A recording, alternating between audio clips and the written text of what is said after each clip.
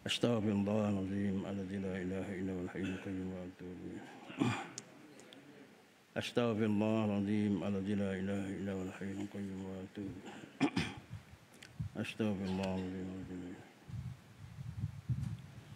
A'udzu billahi minasy syaithanir rajim. Bismillahirrahmanirrahim. Alhamdulillahi rabbil alamin wassalatu wassalamu ala asyrafil anbiya'i wal mursalin Sayyidina Muhammadin wa ala alihi wa sahbihi ajma'in. Rabbi shrah li sadri wa yassir li amri wahlul 'uqdatam min lisani yafqahu qawli. La haula wa la quwwata illa billahil 'aliyyil 'azim. Amma ba'd. Assalamualaikum warahmatullahi wabarakatuh. Pada Tuan Nazir dan barisan Ajudan Kuasa, Tuan-Tuan Imam, Tuan-Tuan Bilal, Pak Siap, Tuan-Tuan Haji, Puan-Puan Hajah, Tuan-Tuan, Puan-Puan, hadirin hadirat yang dikasihi dan rahmati Allah sekalian. Alhamdulillah, sekali lagi kita bersyukur kepada Allah Subhanahu Wa Taala kerana kita masih lagi diberikan ruang dan peluang untuk berjumpa, untuk bertemu. Alhamdulillah, pertemuan kita di dalam masjid selepas kita menunaikan solat subuh berjamaah. Tuan-tuan, puan-puan, hadirin hadirat yang dikasihi sekalian, kita sambung kuliah kita dalam kitab Ayyuhal Walad. Pada pertemuan yang lepas kita membicarakan tentang 8 wasiat Imam Khatim Al-Asham. Kita telah bincangkan iaitu nasihat yang pertama. Yang lepas tuan-tuan diingatkan bahawa kita setiap orang ada yang kita sayang, yang kita kasih, dan yang kita sayang, kita kasih itu belum tentu dapat menemani kita sehingga ke liang lahat. Ada 3 sahabat pada kita, ketika mana kita mati dia akan 2 akan balik. Satu saja yang sama-sama menemani kita dalam kubur, iaitu amal kita. Maka dengan sebab itu kita Imam Khatim menasihatkan supaya kita memperbanyakkan beramal, daripada kita mungkin mengambil bicara yang lebih daripada harta dan juga mungkin sahabat-sahabat dan sebagainya. Kerana harta dan sahabat-sahabat itu dia menjadi kawan kita waktu kita hidup je. Ketika mati dia dah tak ada kawan dah. Jadi jangan sampai kita tertipu. Bukan maknanya kita tak boleh berkawan. Cuma lebihkan kita berkawan dengan amal baik kita. Pada pagi ini kita bincangkan faedah yang kedua, iaitu nasihat Imam Khatim yang kedua. Bismillahirrahmanirrahim. Qala musannifu rahimallahu ta'ala wa nafa'ana bi ulumihi fi darun amin ya rabbal alamin. Sesungguhnya aku melihat sekalian makhluk ini, kata Imam Khatim, Sesungguhnya aku melihat sekalian makhluk ini sentiasa mengikuti kehendak nafsu mereka dan bersegera menunaikan apa jua kehendaknya, yakni kehendak nafsu. Muka surat 34. Sesungguhnya aku melihat sebahagian makhluk, sekalian makhluk ini sentiasa mengikuti kehendak nafsu mereka dan bersegera menunaikan apa jua kehendaknya. Lalu aku memikirkan firman Allah Ta'ala yang berbunyi, wa amma man khafa maqama rabbih wa nahan nafsa anil hawa fa innal jannata hiyal ma'wa. Surah An-Naziat ayat 40 dan 41. Dan adapun orang yang takut akan berdiri di hadapan Tuhannya. Kita nanti tuan-tuan bila mati kita akan bertemu dengan Allah. Kalau kita rasa takut untuk bertemu dengan Allah ni, dan ia menahan nafsu daripada kehendaknya, maka akan dijadikan baginya surga itu sebagai tempat tinggalnya. Maknanya kalau dia lebih takut kepada Allah daripada maknanya dia takut kepada makhluk ni, dan dia menahan nafsu. Nafsu ni keinginan nafsu nak yang seronok aja. Ya. Kadang-kadang nafsu ni ya nakkan seronok sehingga membelakangi perintah Allah. Ya. Siapa yang boleh tahan nafsu ni maka baginya surga. Jadi ketika mana Imam Hatim ni dia membaca ayat ini, dia faham tuan-tuan, apabila aku memikirkan ayat ini maka timbullah satu keyakinan di dalam hatiku bahawa Al-Quran itu adalah benar dan nafsu itu mesti dimusuhi. Nafsu tu mesti dimusuhi. Macam mana kita pasang strategi untuk nak menghadapi musuh. Tuan-tuan, dalam kitab Maza Ya'ni Imtima' lil Islam, apa artinya saya menganut Islam, karangan Fatih Yakan. Dia kata yang dia musuh kita ni, yang pertama syaitan, musuh kita. Yang kedua orang kafir. Yang ketiga nafsu. Ini musuh kita ni tuan-tuan. Kalau kita tak kenal musuh, takut kita termakan. Takut kita tergoda, takut kita ditipu oleh musuh kita ni. Jadi bukan makna kita menghadapinya kita sembrono aja. Kena pasang strategi lah. Orang kafir pun kita tengok kafir yang macam mana, kena belajar tu. Yang boleh kita perangi tu kafir harbi. Kafir zimmi kita tak boleh perangi.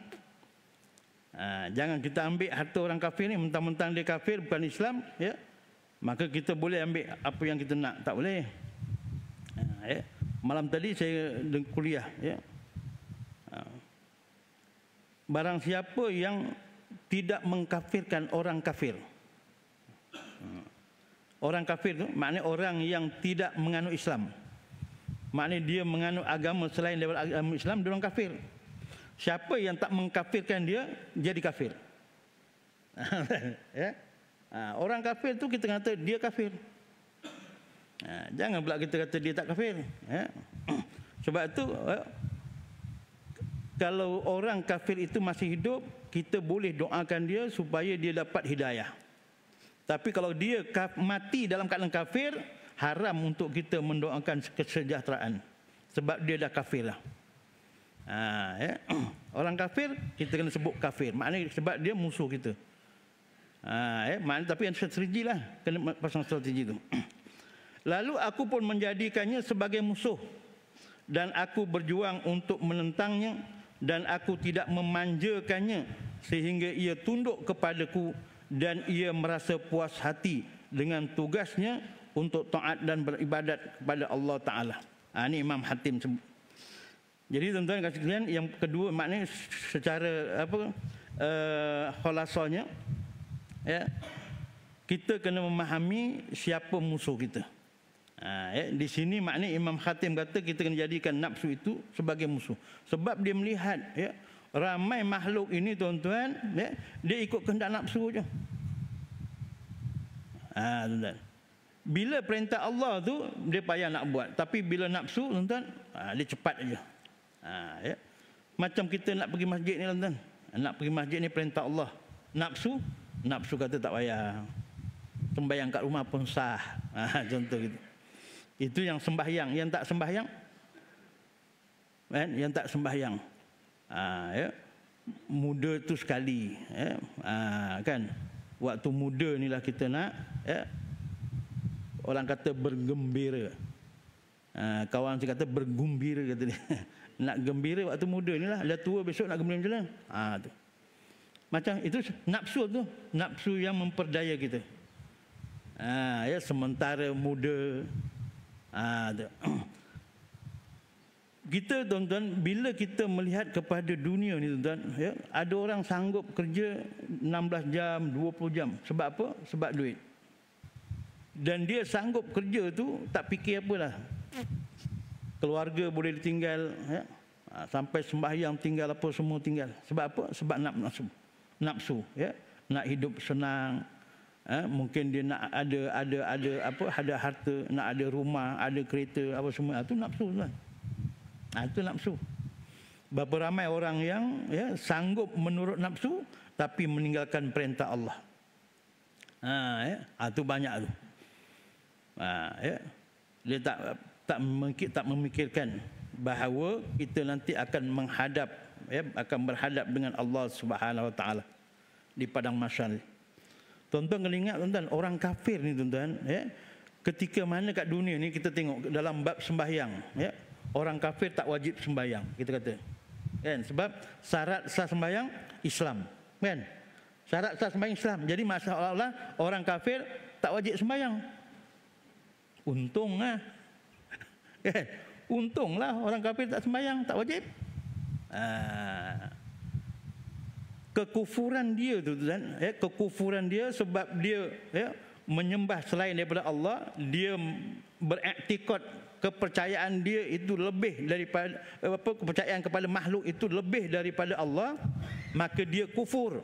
Kekufuran dia tu, maksiat kekufuran dia itu melebihi segala-galanya, sehingga tidak layak untuk menyembah Allah Subhanahu Wa Taala. Jadi ketika di padang mahsyar ni tuan, orang kafir ni akan dihimpunkan juga, akan dihisap juga, tuan. Bukan makna dia ditinggal, dia special tak. Ketika mana meniti titian sirat, orang kafir inilah yang mula-mula terjun ke dalam api neraka. Yang saya sebut dalam pertemuan yang lepas. Dan ketika kita meniti titian sirat, maka akan ada yang mengait kaki kita, ada yang dikait jatuh terus. Itu mereka yang kafir, yang engkar kepada Allah Subhanahu Wa Taala. Jadi bukan bermakna orang kafir ni terlepas tak.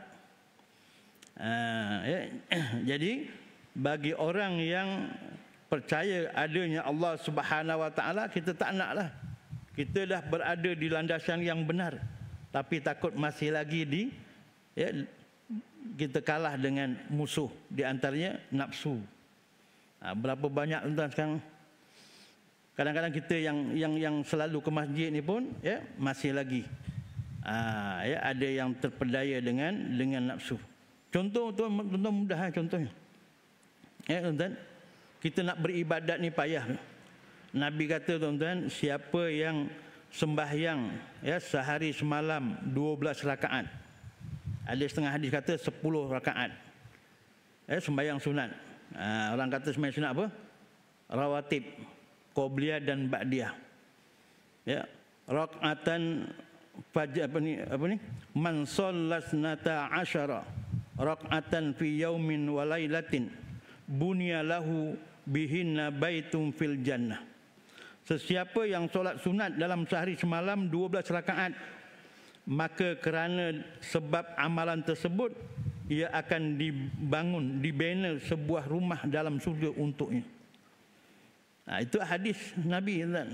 Nabi cakap, tidak ada apa yang Nabi cakap, apa yang Nabi buat melainkan wahyu daripada Allah Subhanahu Wa Taala. Makna yang Nabi cakap tu betul.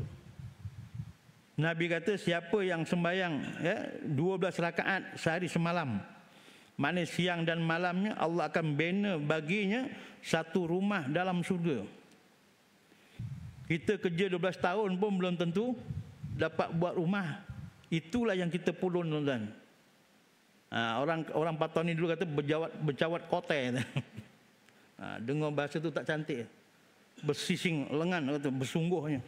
Kerja siang malam pagi petang, 12 tahun pun belum tentu dapat buat rumah.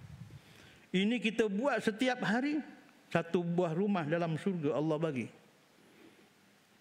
Kalau Allah bagi kita peluang hidup setahun 365 hari, maknanya 360 rumah dalam surga menanti kita entah. Dalam kitab kata apa dia? 4 rakaat sebelum zuhur. Qobliyah zuhur 4 rakaat. 2 rakaat selepas zuhur, 2 rakaat selepas maghrib, 2 rakaat selepas isyak, dan 2 rakaat sebelum subuh. 12. Siapa yang dapat sembahyang 12 rakaat ni, Allah akan binakan rumah baginya dalam surga. Tapi oleh kerana nafsu tuan-tuan, kadang-kadang kita tak percaya ni. Bukan tak percaya, tak ambil peduli. Kita lebih lagi tumpukan. Orang kata minta maaf, saya suka Kadang sampai kerja 3-4 jenis kerja tuan.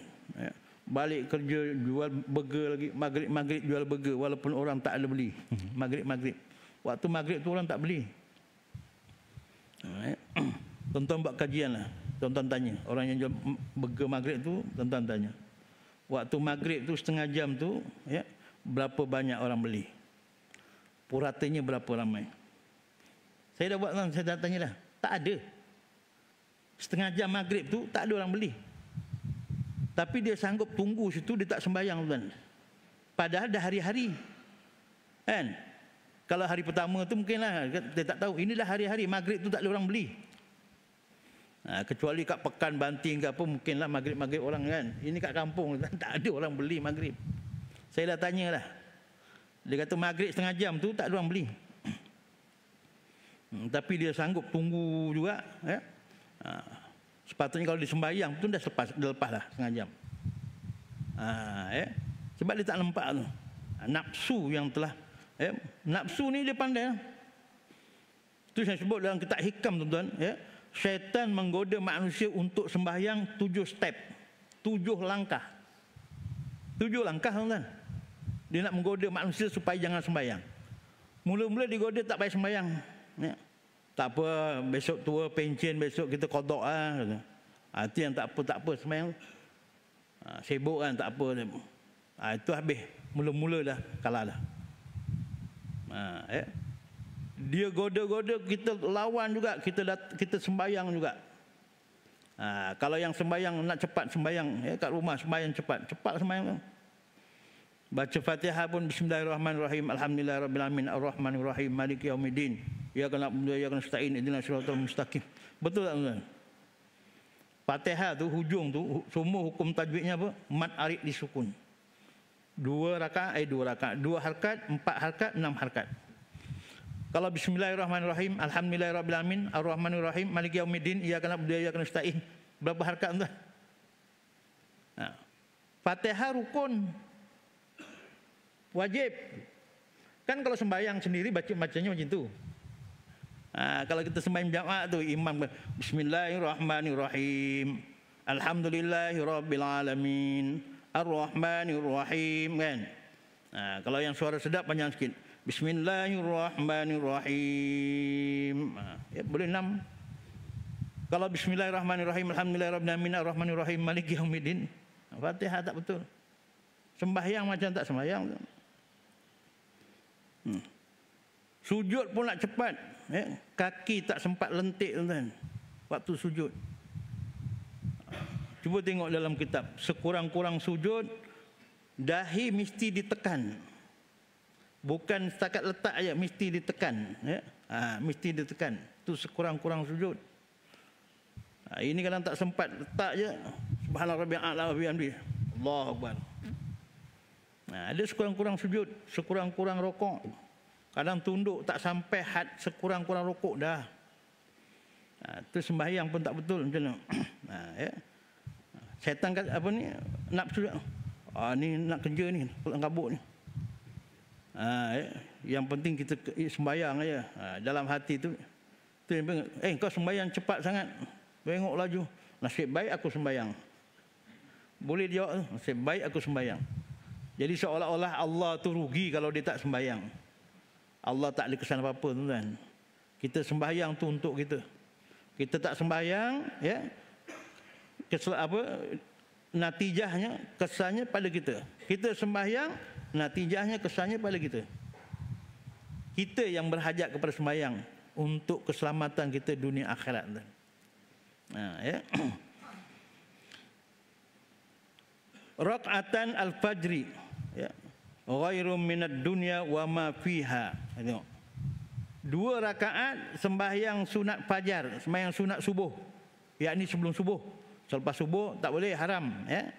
2 rakaat sunat sebelum subuh, khairum minad dunya wa ma fiha, lebih baik daripada dunia dan isinya. Kan, ini kadang ada orang yang tak ambil bersungguh. Sedangkan lebih baik daripada dunia dan isinya. Sembahyang 2 rakaat. Buat sikit 2 rakaat, ya. Tapi orang tak nampak, yang nampak apa? Yang nampak dunia. Itu yang sanggup pergi kerja sebelum subuh tu. Pukul 5 kalau tuan-tuan keluar tu, dekat tepi jalan tu ada orang. Tadi saya lewat pukul 5.40 dari rumah. Tepi jalan dah ramai orang nak pergi kerja. Kalau tuan-tuan pergi Kota Warisan tu, naik LRT tu, ramai tuan. Sanggup. Tapi nak turun ke masjid, Allahu Akbar. Banyak alasan, 1001 macam alasan. Alasan tak sempat kerja. Habis seminggu kerja hari-hari. Takkan tak cuti? Kan? Itu saya selalu gunakan perkataan patut-patutlah. Patut-patutlah kan. Seminggu 7 hari, 7 kali 5, 35 waktu. 35 waktu. Satu waktu pun tak boleh sampai ke masjid. Ini dah melampau orang kata. Lagi melampau kalau sebulan pun tak sampai masjid. 30 hari kali 5, 150 waktu tuan-tuan. 150 waktu. Sekali, 2 kali pun tak pernah pergi masjid. Ini melampau ni. Jumaat pun tak pergi masjid. Ramai sekarang ni semain Jumaat tak pergi masjid tuan-tuan. Allah bagi kita 24 jam tuan-tuan. Tuan-tuan yang bawa handphone tu, cuba kalikan, kali 60. 24 jam kali 60, berapa minit? Allah bagi satu hari untuk kita. Kan? Berapa masa untuk kita baca Quran setiap hari?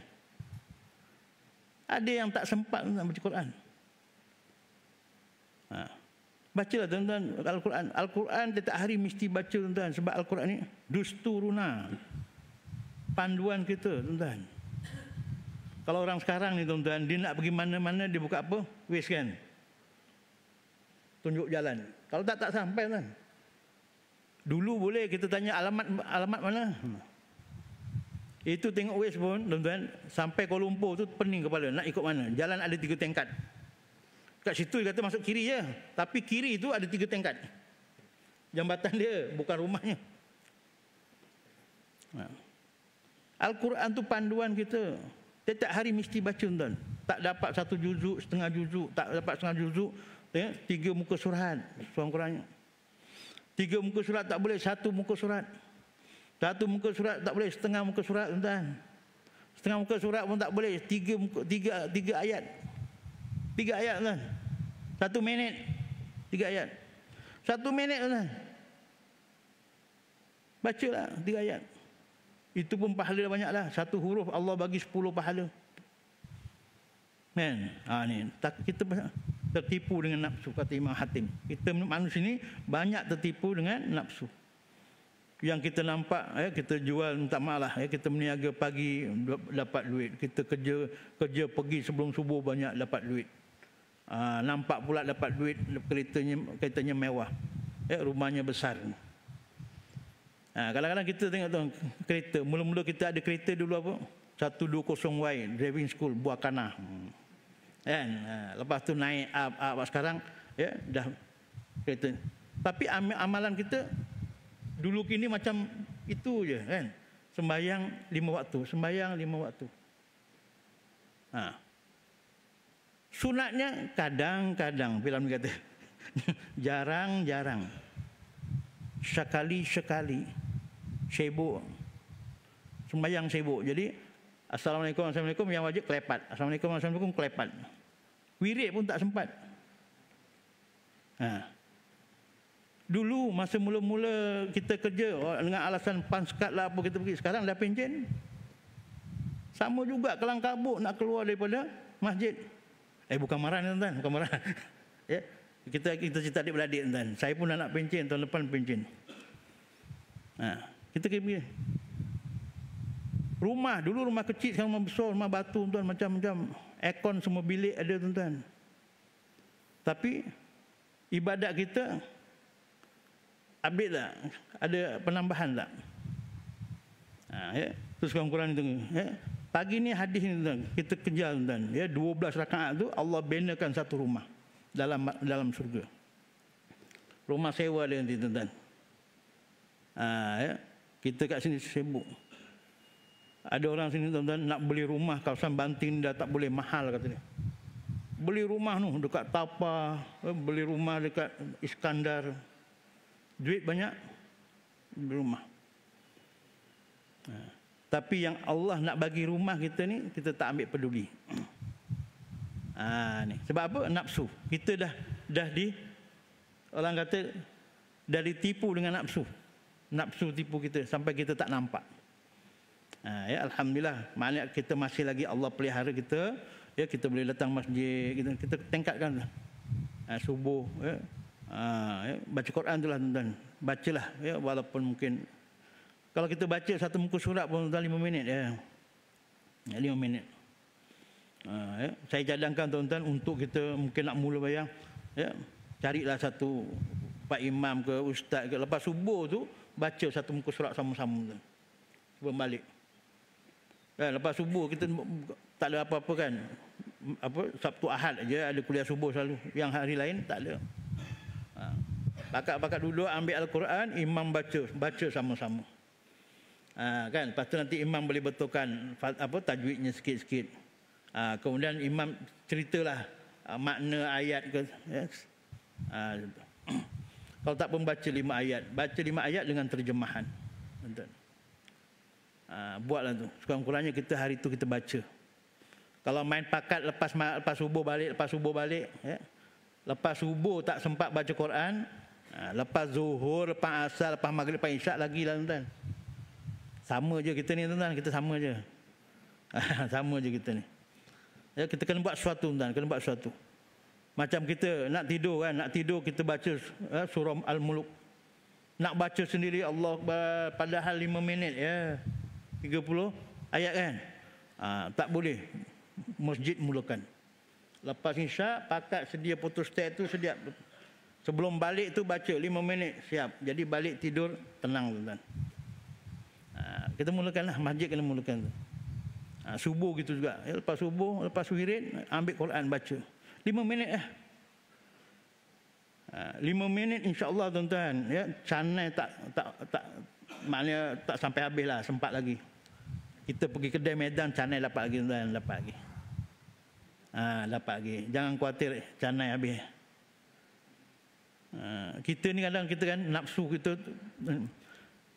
kita ni kadang-kadang bila kat masjid kat surau kan, kalau kita tak rasa tak seronok kat masjid kat surau ni, kita terus tak pergi tuan-tuan. Tapi bila tang makan tuan-tuan, kita rasa canai tu tak sedap, kita cari kedai lain. Canai sedap, tapi yang buat air tak sedap, cari kedai lain. Canai sedap, kopinya pun sedap, orangnya sombong tak senyum, cari kedai lain tuan-tuan. Kita ni. Tapi kalau Pak Imamnya sombong, masam je, tak pergi terus. Tak ada cari surau masjid lain tak. Itulah yang dijajanya. Aku bukannya tak nak pergi masjid. Pak Imam tak pernah senyum. Contoh tuan. Ya. Ni nafsu.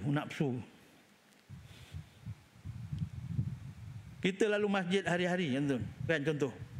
Kadang-kadang hari Jumaat ada orang tak pergi, padahal seminggu sekali Jumaat pun tak pergi. Tapi kenduri kahwin mersing pergi kan. Kenduri kahwin mersing. Padahal pergi tu duit minyak lagi, duit tol lagi. Nanti kat sana makan, berhenti tengah jalan makan lagi. Sebab dah lapar. Sanggup. Tapi nak pergi masjid tu banyak berkira. Tu nafsu tuan. Sebab tu Imam Hatim ni dia nampak dah. Nafsu ni musuh kita tuan. Musuh ni bila kata musuh ni tuan, nampak baik tuan. Nampak baik tapi dia strateginya ya, musuh. Begitu juga orang kafir. Syaitan ya, musuh kita, nampak baik tuan, nampak baik. Jangan sampai tertipu tuan. Kita ni ada iman, kita ada Al-Quran. Sebab tu kita kena baca Quran. Bila kita baca Al-Quran tuan-tuan, Allah jaga kita tuan. Sebab Al-Quran itu nanti akan memberi syafaat kita. Memberi syafaat. Sebab tu ada ketenangan tuan-tuan. Orang yang tenang saja yang akan dapat buat keputusan tuan-tuan yang baik. Kan, kalau kita kelang kabut tuan-tuan, orang tanya, nak pergi tak petang ni? Pergi. Padahal dia dah ada janji dengan orang lain. Tapi kalau tenang, dia tenang, tak ada masalah. Malam ni nak pergi ke? Macam saya dah ada temu janji lah. Jadi di dunia ni tuan, bila kita baca Quran, sembahyang kita jaga, ya, kita jaga syariat, sembahyang berjamaah, berkawan dengan orang-orang yang sama-sama beramal, Allah bagi ketenangan kepada kita. Tenang tuan. Tak ada kelang kabut. Ya. Ini kita kelang kabut. Duit dah banyak dah. Masih juga gunakan ayat, ya, cari rezeki itu wajib. Duit dekat bank dah juta tuan. Nak makan tak habis lah. Orang kata makan tak habis. Tapi duk pulun juga tuan. Ayatnya cari rezeki wajib. Cari rezeki wajib tuan. Kalau hari ini kita tak ada makanan tuan. Ini banyak. Bila banyak harta, nanti Allah, kalau kita tak jaga, kita tak jaga Islam ni, Allah datangkan rasa takut. Takut, ya, harta banyak, takut tak cukup. Harta makin banyak, makin takut tak cukup. Sebab tu Sayyidina Ali kata apa? Bila ditanya mana baik, harta ke ilmu? Ilmu. Sebab ilmu jaga kita. Harta, kita jaga harta. Bila kita jaga harta, tak ada ketenteraman kan? Kita beli Mercedes baru tuan-tuan kan. Orang tu lalu dekat situ, kita tengok.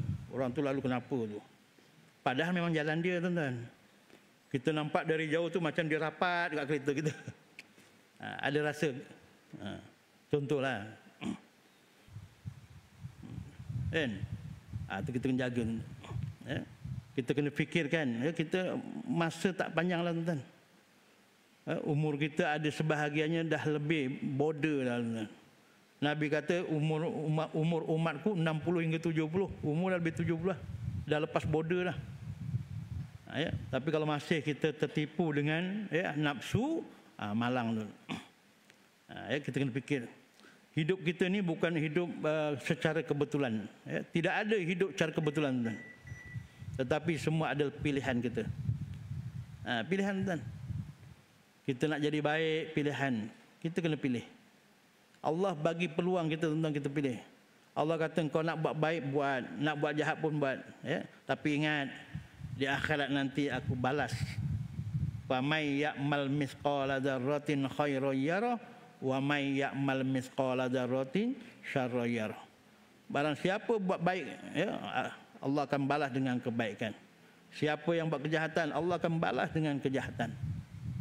Memang hukum ni tuan-tuan, ya, hukum ni ada tiga. Ya, Allah Ta'ala, pertama hukum asal, ya, hukum asal. Yang kedua hukum mendatang. Yang ketiga ni maknanya hukum sebenarnya.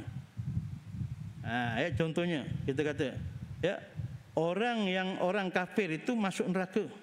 Hukum asalnya masuk neraka abadan tuan, selama-lamanya. Ya, sebab apa? Ada nas, dalil. Orang kafir itu akan masuk neraka selama-lamanya. Hukum mendatang ni, ya, kalau dia bertaubat sebelum mati, dia bertaubat, maka masuk syurga. Hukum sebenarnya nanti di akhirat nanti, itu Allah saja yang tahu. Tak mustahil kita nampak dia kafir, tapi di surga apa? Di akhirat nanti dia masuk surga. Kita tak tahu. Sebab mungkin dia masuk, dia bertaubat, dia masuk Islam.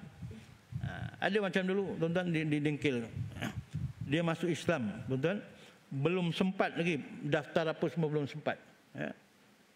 Kemudian meninggal. Berebut ni tuan-tuan. Keluarga si mati ni dengan 2-3 orang yang dia menguruskan proses Islam dia. Last kalah tuan, dikuburkan di tempat orang dia. Kalah sebab tak ada bukti, kan? Secara zahirnya dia macam bukan Islam. Tapi itu Allah punya, kita tak yang tahu. Maknanya hukum sebenar nanti itu Allah yang tahu. Sebab tu macam baru ni, ya, ada seorang artis tu bukan main tuan-tuan, ya. Dia cakap lancar, yalah. Dia memang kerja bercakap kan, DJ cakap. Orang yang dedak aurat tu tak mesti masuk neraka. Orang yang pakai tudung litup tak mesti masuk syurga. Orang yang solat tak mesti masuk syurga. orang yang tak sembahyang tak mesti masuk neraka. Memanglah. Memanglah, sebab itu kerja Allah, kan? Tapi secara zahirnya jelas orang yang tak solat masuk neraka. Kalau cerita tak mesti memanglah. Dia nak bagi orang, maknanya orang tak pakai tudung tu pun boleh, tuan-tuan. Bukan kerja kita masuk surga neraka. Kita ni menyampaikan, tuan, kita berdakwah. Seperti mana Nabi berdakwah. Jadi dalam ayat dalam Al-Quran, aurat itu wajib ditutup, kita kena sebut aurat itu wajib. Balasannya orang yang engkar masuk neraka. Dan kita faham orang Islam selagi mana dia ada akidah, walaupun dia banyak buat dosa, dia akan masuk neraka, tetapi nanti dia akan masuk surga. Habis maknanya balasan yang kesalahan dia buat itu Allah akan masukkan dalam surga. Yang dalam neraka abadan tu orang kafir. Tapi nak ke kita masuk neraka tu walaupun sekejap. Sebab neraka ni bukan cuma setakat tak boleh makan. Makanan dia tu buah zakum. Buah zakum, buah berduri yang kita makan tu, sekali makan tu hancur. Isi perut tu. Kita tak tahulah.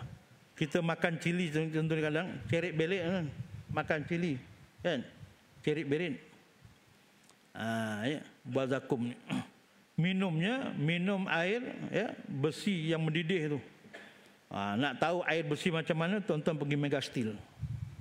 Berapa ramai orang yang mati dekat Megastil. Ada sahabat saya orang Lempik tu, dia kerja bawa poklip. Bawa poklip, angkat takungan air besi lah yang dah cair tu, angkat entah macam mana telanggur tumbang, tersiram, tuan-tuan. Dalamnya masak ni, dalam tu masak. Meninggal. Baru kerja itu, dulu kerja lain, kerja kat situ. Baru sebulan ke 2 bulan. Orang Lak Lempit yang duduk depan rumah depan sekolah tu. Itu yang air minuman dalam neraka.